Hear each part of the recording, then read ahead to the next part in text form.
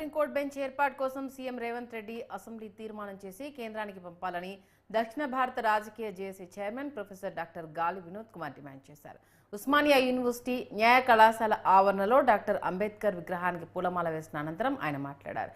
AP CM Chandrababu కర్నూలులో high court bench, అమరావతిలో న్యాయ విశ్వవిద్యాలయం ఏర్పాటును స్వాగతిస్తున్నామని గాలి వినోద్ కుమార్ తెలిపారు.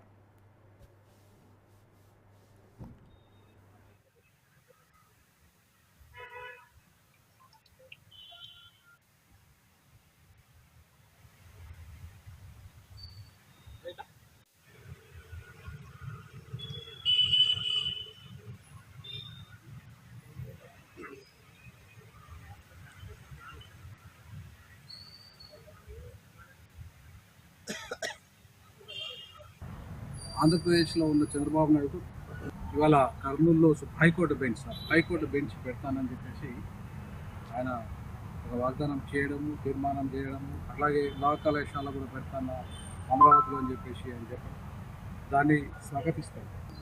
ఇవాళ ప్రపంచ నగరంగా హైదరాబాద్ అభివృద్ధి చెందినప్పుడు ఇవాళ ఇక్కడి ప్రజలంతా కూడా, దక్షిణాది ప్రజలంతా కూడా మొత్తం ఢిల్లీ పోవాలంటే కొన్ని వేల కిలోమీటర్లు పోవాలి, ఆర్థిక భారం.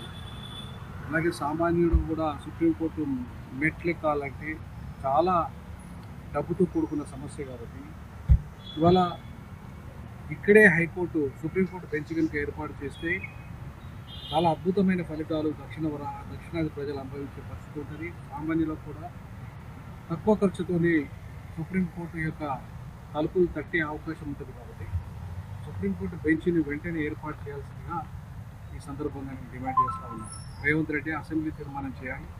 ఇవాళ చంద్రబాబు నాయుడు వర్గీకరణ విషయంలో ఇంతవరకు ఒక కమిటీ కూడా ఎందుకు వేయట్లేదు, ఇంతవరకు ఆయన ఏ స్పందన లేదు. ఇక్కడ రేవంత్ రెడ్డి కమిటీ వేశాడు. ఇమ్మీడియట్లీ కమిటీ కులగణన చేపట్టి ఆ కులగణన ఒక వారం రోజుల్లోనే చేపట్టాలి.